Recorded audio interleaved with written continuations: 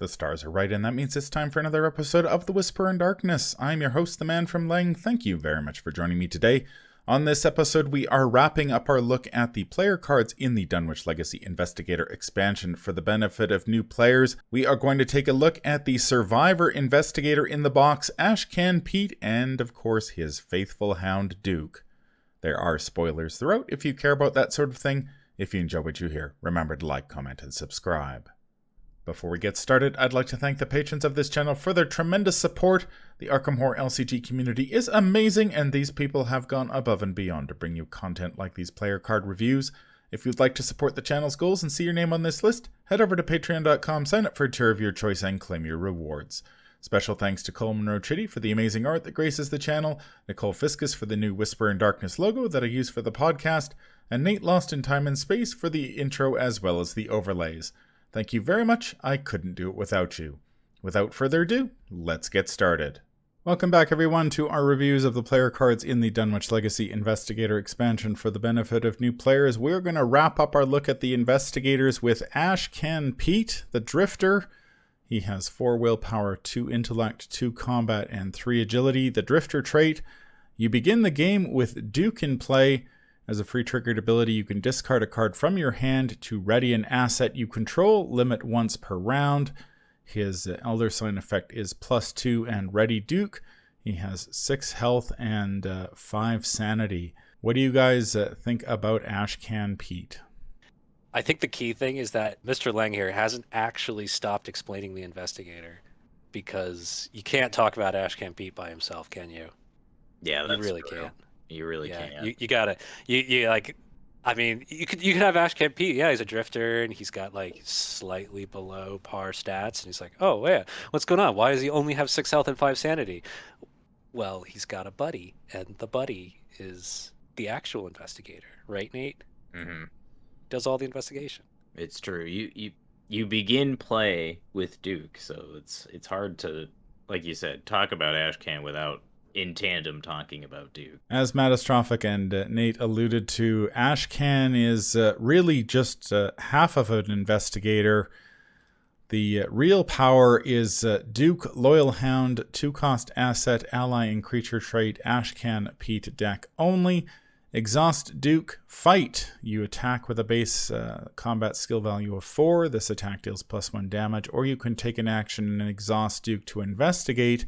You investigate with a base intellect skill value of 4. You may move to a connecting location immediately before investigating with this effect.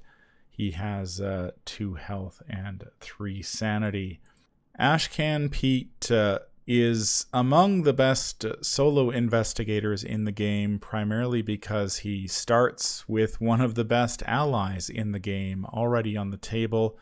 From the word go, Ashcan can generate a huge amount of action compression with Duke, and when I've played Ashcan, it is a very rare turn indeed when I am not discarding a card to ready Duke in order to do more stuff.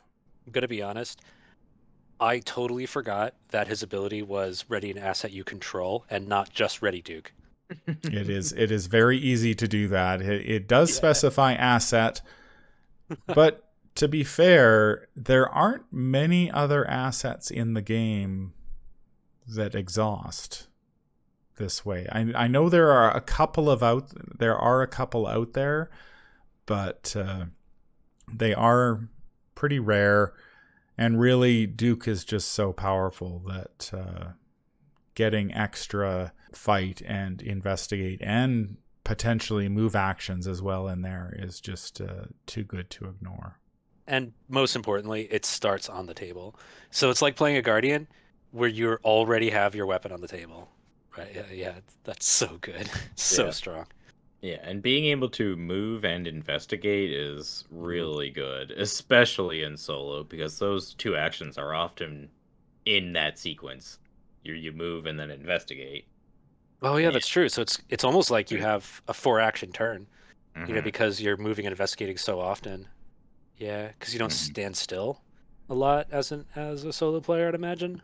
Yeah, when you're constantly on the move, the ability to move and investigate, pitch a card to ready Duke, and then move and investigate again.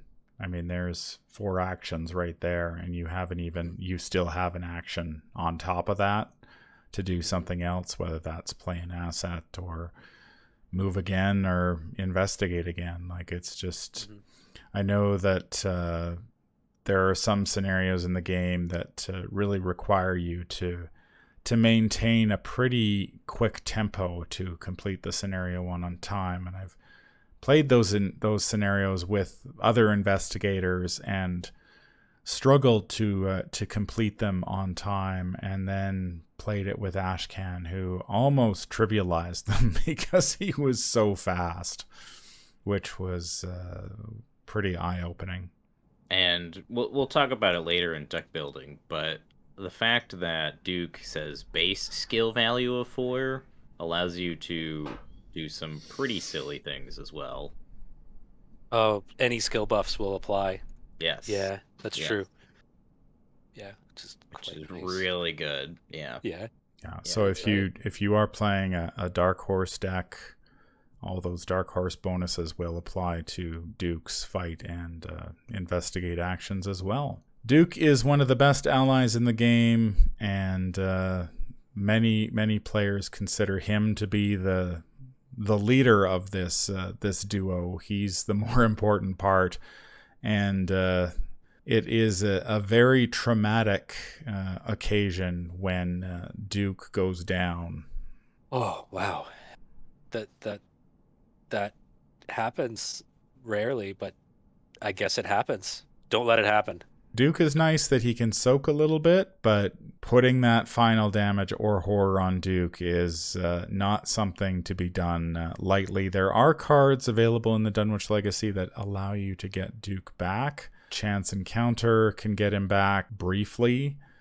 There is a level 2 upgrade for that card that can bring Duke back permanently. But Ashcan is a shell of his former self without Duke on the table.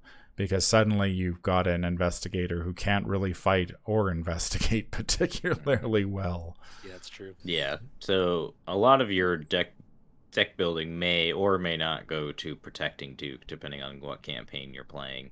Some campaigns are particularly nasty about directing damage and horror at your allies. Oh, yeah, that's true. I'm immediately thinking about arrows from the trees. Arrows from the trees or Centuries of Secrets, stuff like that, yeah. Speaking of deck building, Ashcan Pete has a deck size of 30. Deck building options: survivor cards at level 0 to 5, neutral cards level 0 to 5, up to 5 level 0 cards from any other class. And his deck building requirements are Duke, racked by nightmares, and 1 random basic weakness. We talked a little bit about why Ashcan is a very good solo investigator. He's good in multiplayer as well, don't get me wrong, but he is very good in solo primarily because of Duke, but he also has a very good card pool to work with. Survivor cards are among the best if you're interested in trying out the solo format, because so many of them reward you for failing. Simply look what I found as an example.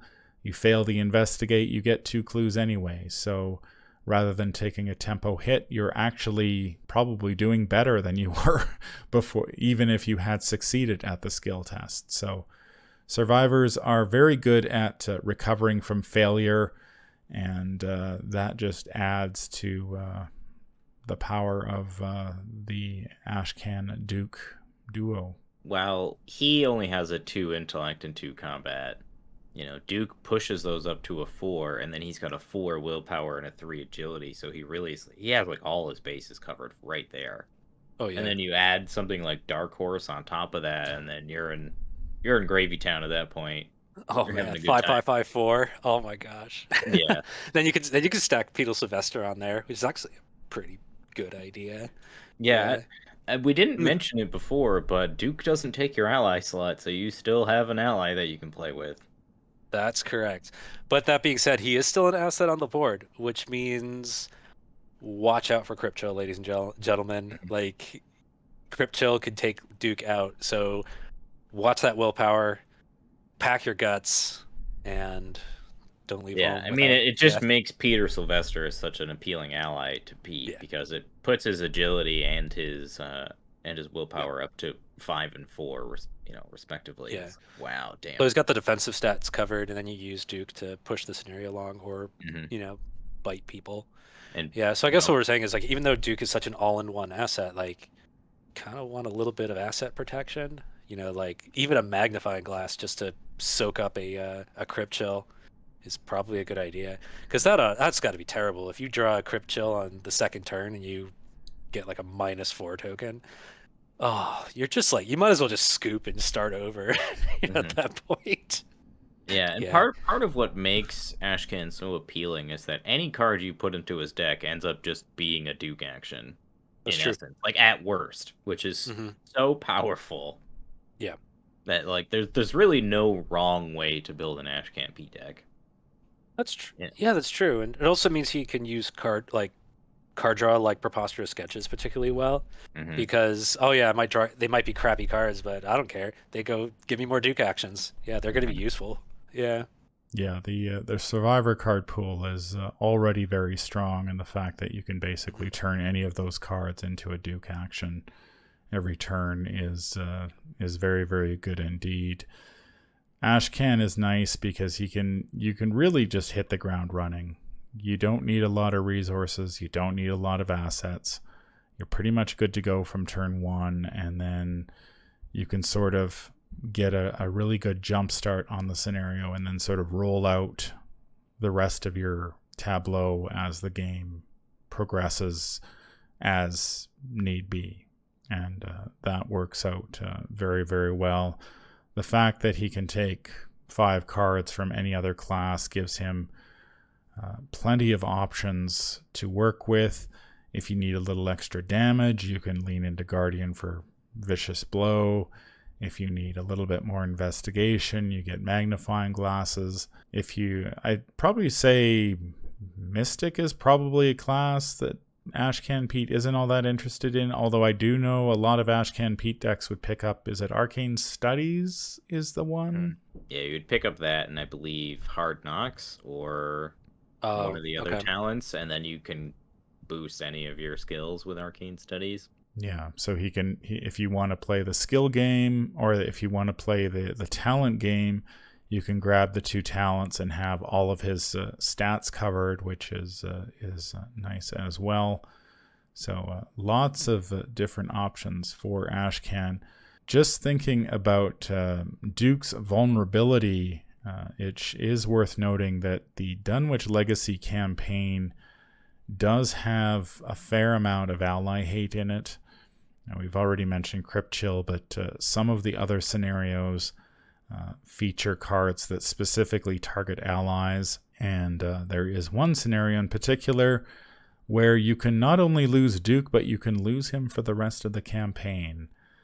It has never happened to me, but it is the threat is there. So when we talk about boosting Ashcan's willpower, and you might even, if when you're looking at Mystic cards, a Ward of Protection isn't a bad option either. Just to, if you get caught out and you need to cancel a Crypt Chill or worse, it's not a bad way to go.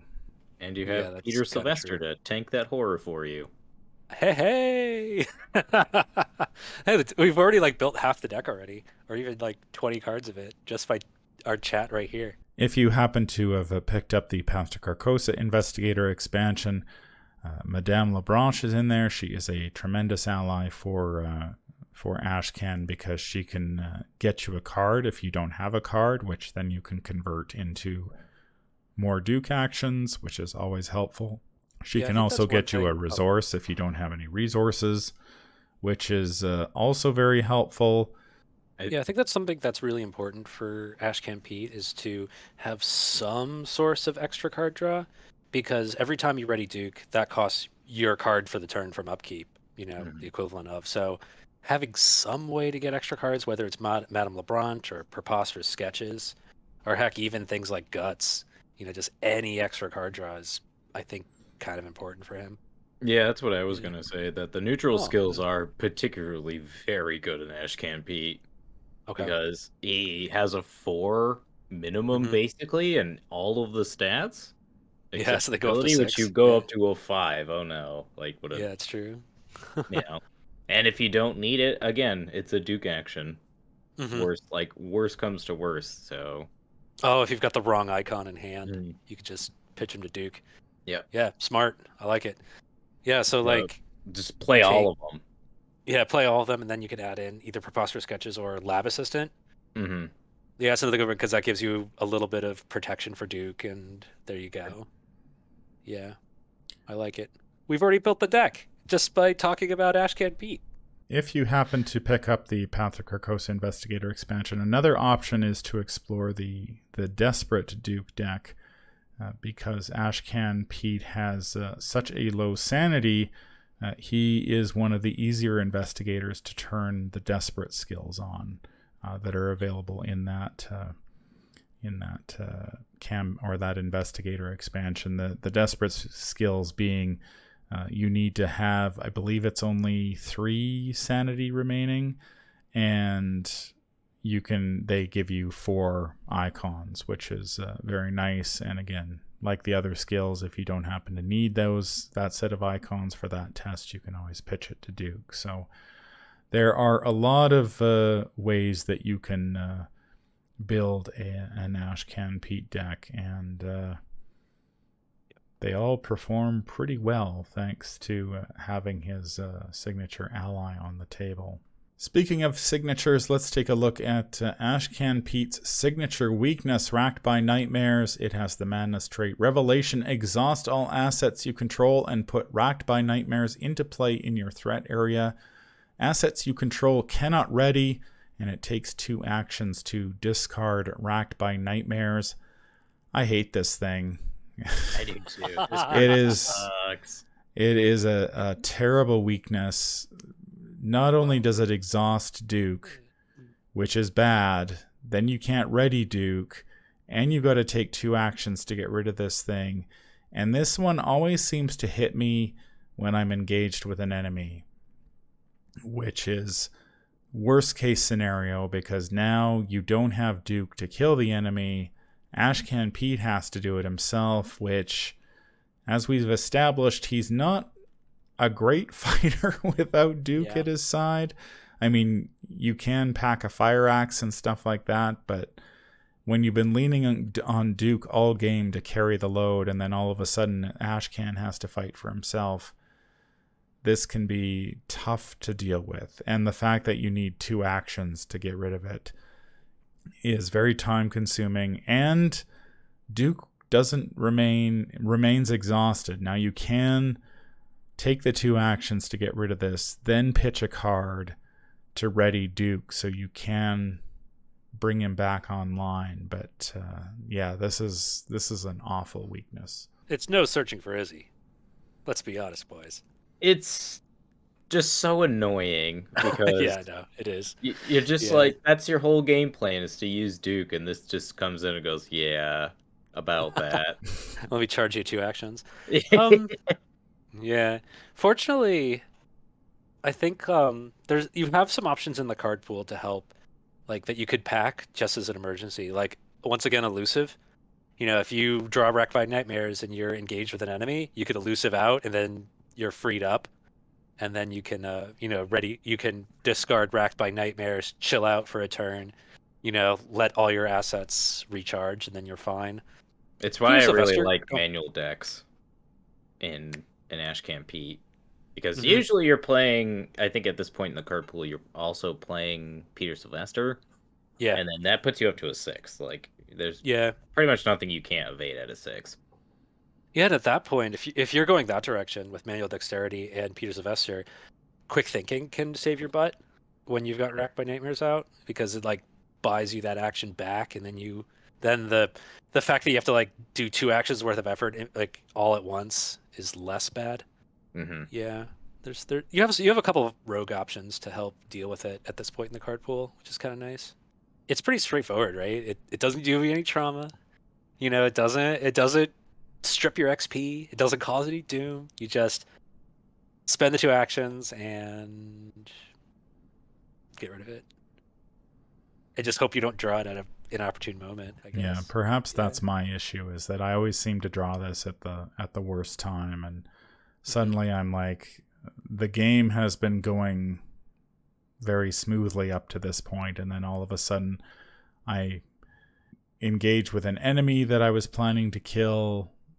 Something goes wrong. I draw this. Now I'm engaged with an enemy, and I'm in a bit of an awkward situation. And you can get out of it, and it's something you should definitely think about when you're building your deck.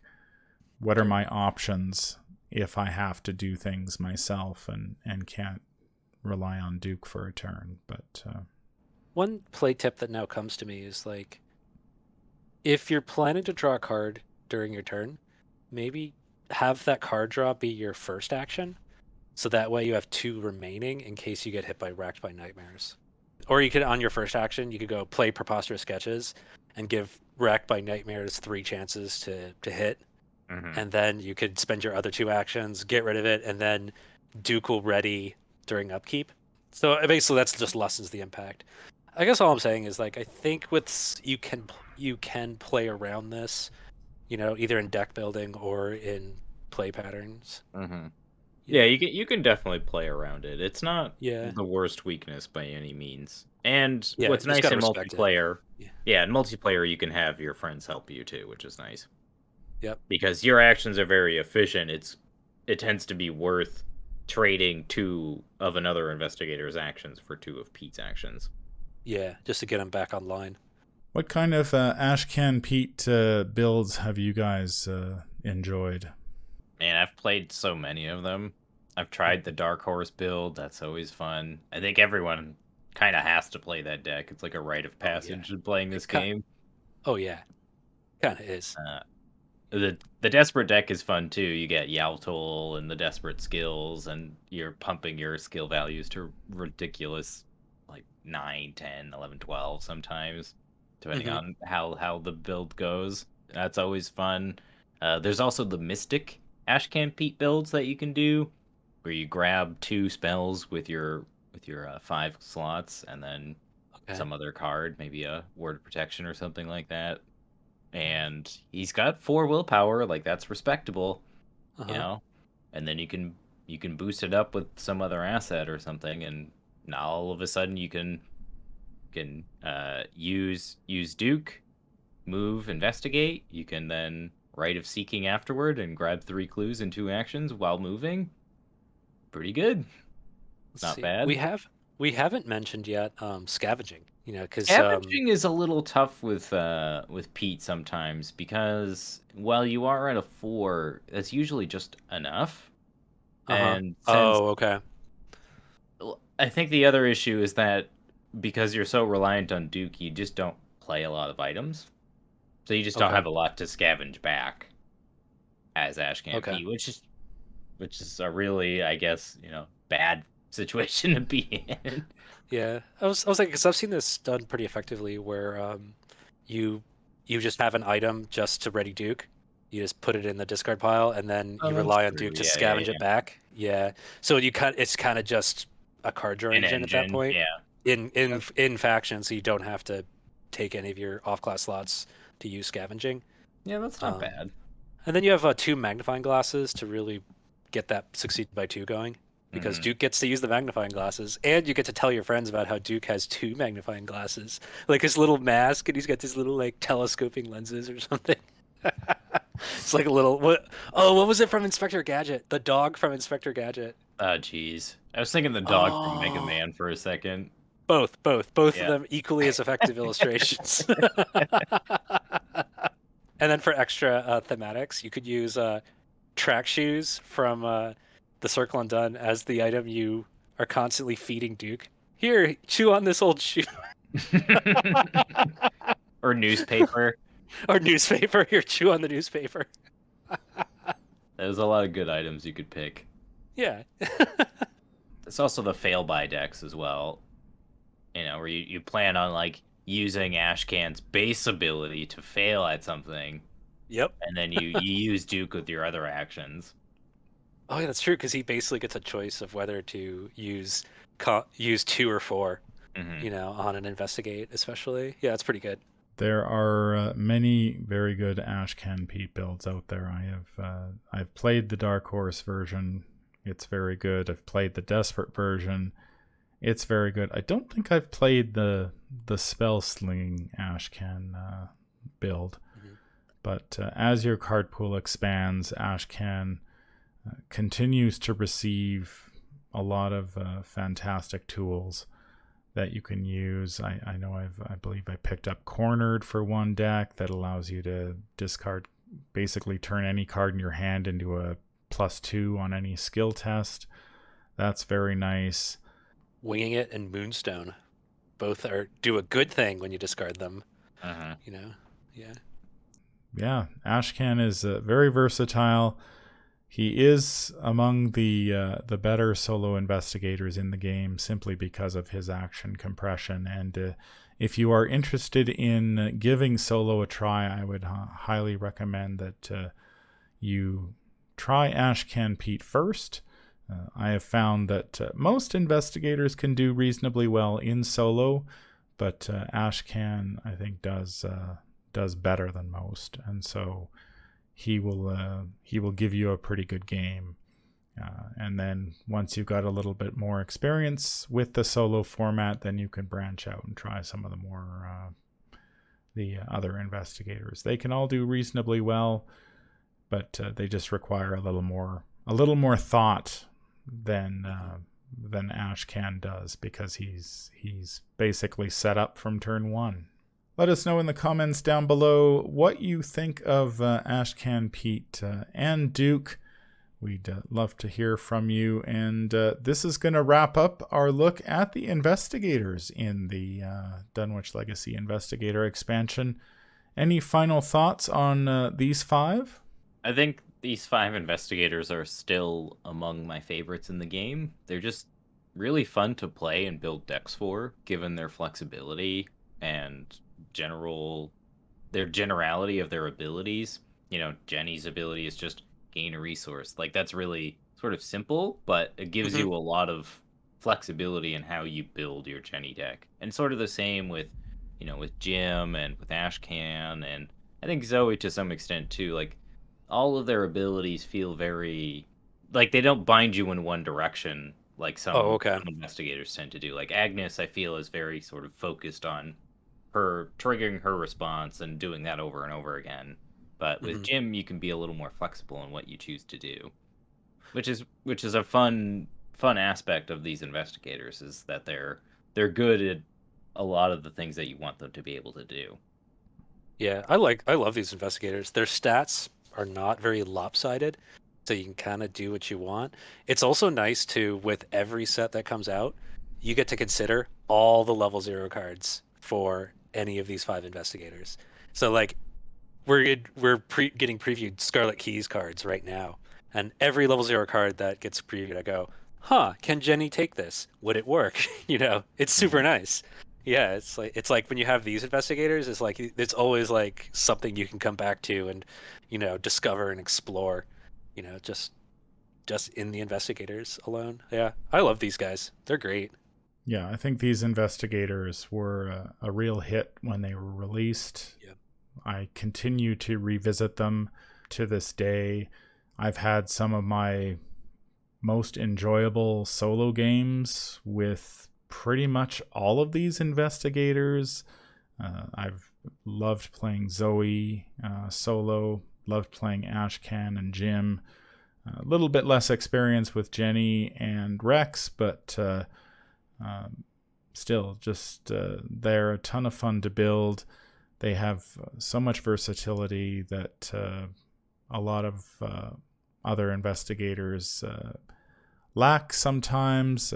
You just compare one of these investigators, like take Jim, for example, and compare him to Akachi from the following expansion, where Akachi is basically a mystic through and through. Oh, yeah. She does have, a couple options to dip out of class, but most Akachi decks you build are going to be pretty similar if you have a smaller card pool.